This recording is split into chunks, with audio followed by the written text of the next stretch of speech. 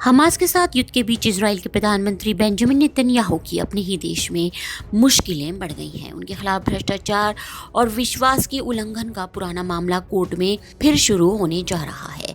7 अक्टूबर को हमास के हमले और गाजा में चल रहे युद्ध के चलते कानून मंत्री के विशेष आग्रह पर इस मामले में सुनवाई बंद कर दी गई थी।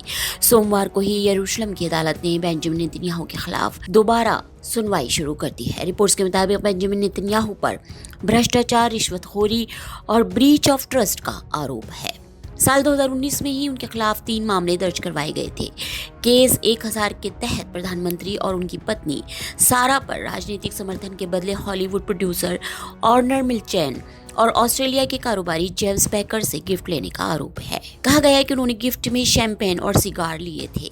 इजराइल के कानून के मुताबिक इस केस में 10 साल की जेल या जुर्माना या फिर दोनों हो सकते हैं। इसके अलावा ब्रीच ऑफ ट्रस्ट मामले में 3 साल की कैद का प्रावधान है। बेंजामिन नेतन्याहू इजराइल के सबसे लंबे कार्यकाल तक प्रधानमंत्री रहने वाले शख्स हैं।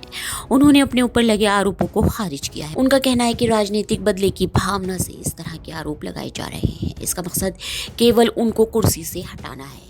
ये केस 4 साल से चल रहा है। हालांकि कोविड और युद्ध की वजह से इसकी सुनवाई बार बार रुक गई। न्याय व्यवस्था में परिवर्तन करने की सरकार के विचार के बाद इजराइल में लंबे अरसे तक विरोध प्रदर्शन भी हो रहे थे। आलोचकों का कहना है कि अगर प्रस्तावित बदलाव किए जाते हैं तो न्याय व्यवस्था का राजनीतिकरण हो जाएगा और इससे इजराइल की अर्थव्यवस्था को भी नुकसान पहुंचेगा। Bureau report, ST news.